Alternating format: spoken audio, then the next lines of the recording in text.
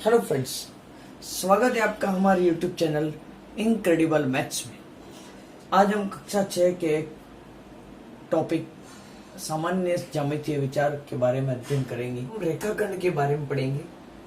रेखाखंड को इस तरह से हम ड्रॉ कर सकते हैं, रेखा को इस तरह से ड्रॉ कर सकते हैं और किरण को इस तरह से ड्रॉ कर सकते हैं। अब आप देख रहे हैं कि यहाँ पर 3 चित्र बनाए मैंने। ये रेखाखंड का चित्र है, ये रेखा का चित्र है और ये किरण का चित्र है। इन तीनों में क्या डिफरेंस है वो मैं बताऊंगा। रेखाखंड में दोनों तरफ अंतिम बिंदु होते हैं। इन दोनों बिंदुओं को बोलेंगे अंतिम बिंदु। अंतिम बिंदु का मतलब यह है कि किसी भी सिरे को आगे बढ़ाया नहीं जा सकता।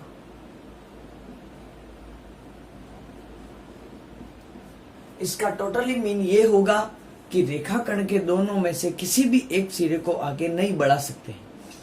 रेखा में दोनों तरफ तीर के निशान होंगे। इसका मतलब ये है कि रेखा के दोनों सिरों को आगे बढ़ाया जा सकता है। अब किरण की बात करते हैं। किरण में एक तरफ तो अंतिम बिंदु है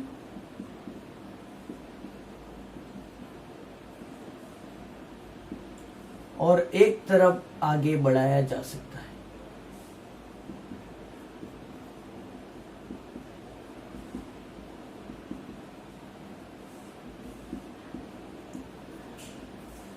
आपको समझ में आ गया होगा कि रेखाखंड में दोनों तरफ अंतिम बिंदु होते हैं, किसी भी सिरे को आगे बढ़ाया नहीं जा सकता है। रेखा में दोनों सिरों पर तीर का निशान है, दोनों को आगे बढ़ाया जा सकता है। और किरण में एक बिंदु को नहीं बढ़ा सकते हैं और एक बिंदु को आगे बढ़ाया जा सकता है। अब हम आगे बढ़ते हैं, प्रतिच्छेदी रेखाएं और समांतर रेखाएं के बारे में पढ़ेंगे। अगली ज्यामितीय आकृति होगी प्रतिच्छेदी रेखाएं और समांतर रेखाएं। जब दो रेखाएं, एक रेखा दूसरी रेखा को किसी बिंदु पर काटती है तो इन दोनों रेखाओं को प्रतिच्छेदी रेखाएं कहेंगे। इन दोनों रेखाओं को प्रतिच्छेदी रेखाएं कहते हैं। परंतु जब ये रेखाएं एक दूसरे को काटती नहीं है, इसका मतलब ये कि दोनों आगे की तरफ अग्रसर होती है, किसी भी बिंदु पर काटती नहीं है, इसे समांतर रेखाएं कहते हैं। आप देख रहे हैं यहाँ पर कि ये दोनों रेखाएं आगे की तरफ बढ़ रही हैं और ये दोनों किसी भी बिंदु पर एक दूसरे को काटती नहीं है, इसलिए ये समांतर रेखाएं कहलाएंगी। प्रश्नवाली 4.1 का सवाल नंबर 1 पढ़ेंगे। सवाल नंबर 1 में चित्र दिया हुआ है। चित्र के आधार पर हमें 4 प्रश्नों का उत्तर देना है। प्रश्न कहना चाह रहा है कि 5 बिंदु जो भी हैं उनके नाम यहाँ पर लिखने हैं। तो यहाँ पर हम देख रहे बिंदु, सबसे पहला बिंदु डी है, उसके बाद बिंदु ई, उसके बाद बिंदु ओ, बिंदु बी और बिंदु सी। यहाँ पर 5 बिंदु दिए हुए हैं, हमने यहाँ पर लिख लिए। एक रेखा, हमें पता है कि रेखा होती है उसके दोनों तरफ तीर का चिन्ह होता है। तो बताइए यहाँ पर कौन सी रेखा जिसके दोनों तरफ चिन्ह का तीर का निशान है। एक तो डी और ये बी, और यहाँ पर भी तीर का निशान है, यहाँ पर तीर का निशान है। इस रेखा का नाम होगा डी बी। और हमेशा रेखा को रिप्रेजेंट करने का तरीका होगा इस तरह से, ऊपर रेखा का चिन्ह बना देना हमें, जिससे हम इसे पढ़ सकते हैं रेखा डी बी। 4 किरणें बनानी है। हमें पता है किरणों में क्या होता है कि एक तरफ तो अंतिम बिंदु और एक तरफ तीर का निशान होता है, यह किरण कहलाएगा। हम बता सकते हैं यहाँ पर किरण होगी ओ बी, तो यहाँ पर तो अंतिम बिंदु हो जाएगा और यहाँ पर एक किरण का चिन्ह हो जाएगा, इसलिए इस किरण का नाम बोलेंगे किरण ओ बी। किरण को लिखने का तरीका, किरण का चिन्ह किरण ओ बी। हमें 4 किरणों के नाम बताने हैं। एक और हो सकती है किरण EB, 2 किरण हो गए। एक और किरण हो सकती है किरण DB, और अंतिम ये भी हो सकती है किरण OC। एक तरफ तो अंतिम बिंदु और दूसरी तरफ किरण का चिन्ह होगा। अब हमें 5 रेखाखंड के नाम बताने हैं। मैंने पूर्व में बताया रेखाखंड के दोनों तरफ अंतिम बिंदु होते हैं, तो हम रेखाखंड का नाम बता सकते हैं रेखाखंड DE। रेखाखंड को रिप्रेजेंट करने का तरीका होगा, ये रेखाखंड का चिन्ह है DE। दूसरा होगा EO, तीसरा होगा OB, चौथा होगा OC। अब OC में हमने किरण भी लिखी और OC रेखाखंड भी लिखा है। हम देख रहे हैं यहाँ पर O और C एक रेखाखंड भी हो सकता है। क्यों? क्योंकि यहाँ पर दोनों तरफ अंतिम बिंदु का चिन्ह होगा। हमें 5 रेखाखंड लिखने थे, अंतिम होगा रेखाखंड DO। अब हम आगे पढ़ते हैं वक्र के बारे में और बहुभुज के बारे में। वक्र क्या कहलाता है? ऐसी आकृति जो घुमावदार हो, मतलब जिसमें कोई फोल्ड नहीं हो, उसे वक्र कहते हैं। जैसा कि ये मैंने बनाया वक्र। दूसरा इस तरह से, तीसरा इस तरह से, ये सभी आकृतियां वक्र के अंदर काउंट होगी। अब हम यहाँ पर ये जो फर्स्ट आकृति मैंने बताई है, यह आकृति है वो खुली आकृति कहलाएगी, क्योंकि यह किसी भी तरफ से बंद नहीं है। इस तरफ से खुली हुई है, ये भी खुली आकृति कहलाएगी और ये भी खुली आकृति कहलाएगी। यदि मैं बताना चाहूं कि बंद वक्र कौन सा कहलाता है, तो इधर देखिए ध्यान से, ये वक्राकार रूप में है और ये हर तरफ से बंद है, कहीं तरफ से भी खुला नहीं है वक्र, और इस आकृति को हम बोलेंगे खुला वक्र।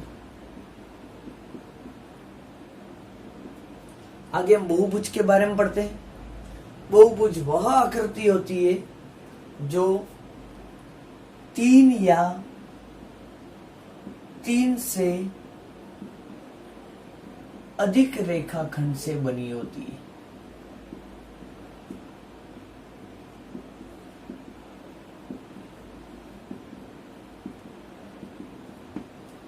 जैसे कि 3 भुजाओं से बनने वाली आकृति जो हर तरफ से बंद है, इसे बहुभुज कहेंगे। बहुभुज को बनाने के लिए कम से कम 3 भुजाओं की जरूरत पड़ेगी, तो इस बहुभुज का नाम होगा अपना त्रिभुज। यदि 4 रेखाखंडों से बनी आकृति बंद आकृति है, 4 रेखाखंड है, तो इसे बोलेंगे चतुर्भुज। और यदि 5 रेखाखंड से बनी आकृति है, तो इसे बोलेंगे पंचभुज। हम इससे भी अधिक रेखाखंडों से बहुभुज बना सकते हैं, उसके आधार पर हम नाम भी रख सकते हैं। जैसे कि 5 भुजाओं वाला पंचभुज, 4 भुजाओं वाला चतुर्भुज, 3 भुजाओं वाला त्रिभुज, तो 6 भुजाओं वाला षटभुज, 7 भुजाओं वाला सप्तभुज। अब हम कोण के बारे में पढ़ेंगे। जब कोई 2 किरणें, मान लीजिए ये आपकी पहली किरण है और पहली किरण के उद्गम बिंदु से यदि दूसरी किरण निकलती है, तो दोनों किरणें एक दूसरे के साथ कोण बनाती है, इसे हम कोण कहेंगे। इसलिए कोण की परिभाषा स्पष्ट है कि यदि 2 किरणें एक ही उद्गम बिंदु से निकलती है तो कोण का निर्माण करती है। अब यदि यहां पर मैंने P लिख दिया, O है और ये R लिखा हुआ है, इस कोण का मुझे नाम बताना है, तो इस कोण का नाम मैं किस तरह से लिख सकता हूं? ये कोण का चिन्ह होगा। कोण स्टार्ट हो रहा है POR से, तो कोण का नाम होगा POR। बीच में जो लिखा है वहां पर कोण का निर्माण होगा। हम देख रहे हैं बीच में O लिखा है, तो O पर ही कोण बन रहा है। इस कोण का नाम POR भी हो सकता है या फिर इस कोण का नाम ROP भी हो सकता है। प्रश्नावली 4.3 के सवाल देखेंगे हम। क्वेश्चन नंबर 1, कोणों के नाम बताइए। ये जो आकृति है उसमें कोणों के नाम बताने हैं। यहाँ पर हमें कुल 1, 2, 3 और 4 कोण दिख रहे हैं। तो पहले कोण का नाम होगा कोण A, या फिर इस कोण को अपन नाम दे सकते हैं DAB। यहां पर कोण बन रहा है, इसलिए पहली भुजा और दूसरी भुजा, पहली भुजा जहां से स्टार्ट हो रही है D से स्टार्ट हो रही है, फिर A पर आ रही है, फिर B पर जा रही है, तो इसका नाम होगा DAB। दूसरा कोण होगा हमारा कोण B, इसका नाम हम लिख सकते हैं कोण ABC।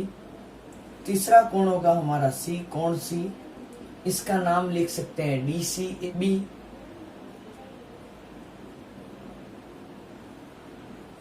चौथा कोण होगा हमारा कोण D, और इसका नाम हम लिख सकते हैं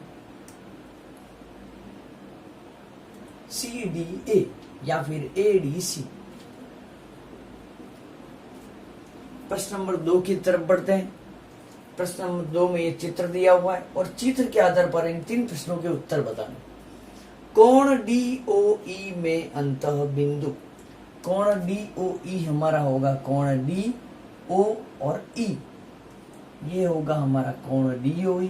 इसके अंतः मतलब अंदर की तरफ, इस कोण के अंदर की तरफ बिंदु बन रहा है A, तो अंतः बिंदु होगा A। कोण EOF से बाह्य बिंदु, कोण EOF हमारा ये होगा और इसका बाह्य बिंदु होगा एक तो कोण बिंदु C और एक बिंदु A।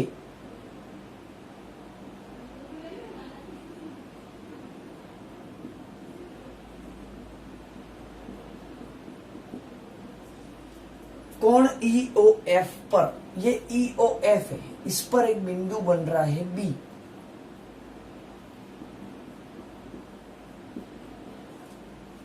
अगली हमारी ज्यामितीय आकृति होगी त्रिभुज।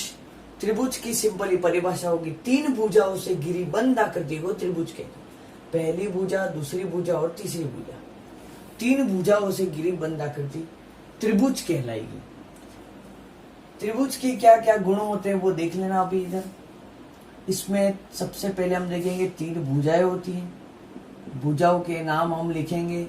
सबसे पहली भुजा ये वाली, जिसका नाम होगा AB। दूसरी भुजा ये होगी, जिसका नाम होगा BC। और तीसरी भुजा A होगी, जिसका नाम होगा AC। और त्रिभुज का एक और गुण होता है, इसमें 3 कोण होते हैं, जिसका नाम लिखेंगे कोण A, कोण B और तीसरा होगा कोण C।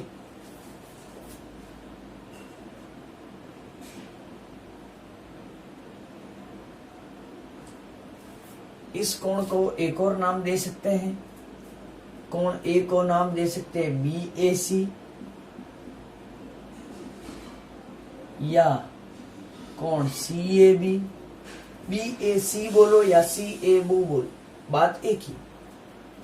BAC बोलो या CAB बोलो, बात एक ही कहलाएगी। अब यदि कोण B के दूसरे नाम लिखने हमें, तो इस कोण को के नाम लिखने हमें, तो ABC या CBA, तो कोण ABC या फिर कोण CBA भी नाम दे सकते हैं। कोण C का दूसरा नाम हम लिख सकते हैं। कोण C का नाम लिखना है ACB या BCA।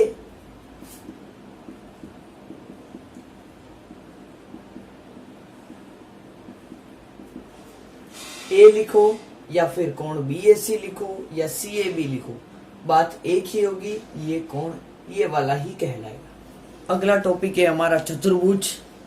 4 भुजाओं से घिरी बंद आकृति को चतुर्भुज कहते हैं। मैंने चतुर्भुज का चित्र बनाया है ABCD। इस चतुर्भुज का नाम होगा ABCD।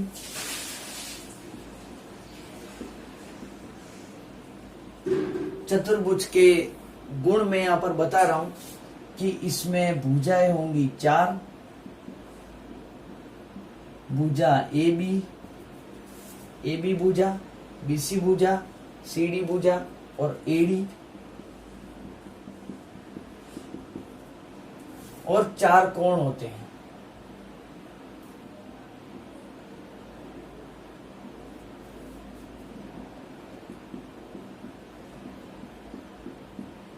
कोण A, कोण B, कोण C और कोण D। आगे हम वृत्त पढ़ेंगे। मैंने यहाँ पर वृत्त का चित्र बनाया है। वृत्त में जो बीच में होता है उसको केंद्र कहते हैं। केंद्र बिंदु से परिधि तक की लाइन को हम त्रिज्या कहेंगे, और ये जो पूरा सर्कल है, वृत्त है, उसके चारों तरफ की लाइन को हम परिधि कहेंगे। और यदि परिधि के 2 बिंदुओं को मिलाने वाली रेखा है तो उसे हम जीवा कहते हैं, और यदि यह जीवा केंद्र से होकर गुजरती है तो इसे हम व्यास कहेंगे। अब हम प्रश्नवाली 4.6 का एक सवाल पढ़ेंगे, जिसमें एक वृत्त के सभी भागों के नाम हमें बताने हैं। पहला प्रश्न कह रहा है केंद्र। केंद्र बिंदु मतलब बीच वाला बिंदु, इस बिंदु का नाम होगा O। परिधि, ये चारों तरफ की ये पूरी जो रेखा कर्व के रूप में, वक्र के रूप में बनी हुई है, वो परिधि कहलाएगी। इसका नाम बोलेंगे हम परिधि। ABCDEA, ये पूरी परिधि कहलाएगी। व्यास को हमें लिखना है। व्यास ऐसी रेखा होती है जो परिधि के 2 बिंदुओं को मिलाती है।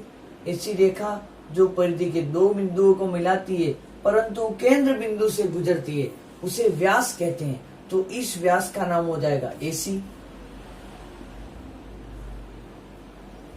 हमें जीवा बनानी है। जीवा वह रेखा होती है जो परिधि के 2 बिंदुओं को मिलाती है परंतु केंद्र से गुजरती नहीं है। तो इस वृत्त की परिधि के 2 बिंदुओं को मिलाती है परंतु केंद्र से नहीं गुजरती, इस जीवा का नाम होगा ED।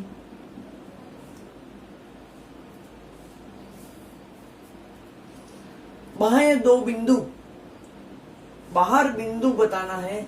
बाह्य 2 बिंदु का नाम, एक तो P बिंदु बाहर है और एक Q बिंदु।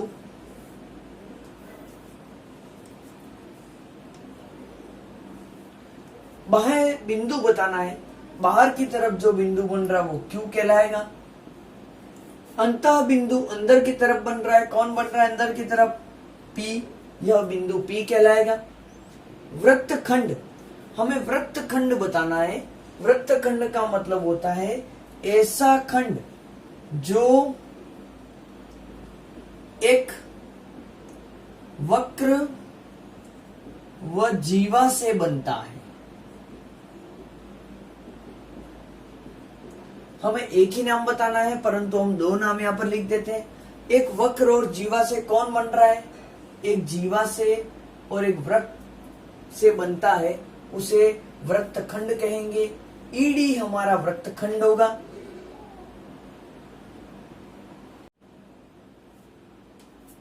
एवं दूसरा वृत्तखंड भी हो सकता है, एक AC और एक तरफ वक्र बना हुआ है, तो पूरा जो AC है वो भी वृत्तखंड कहलाएगा।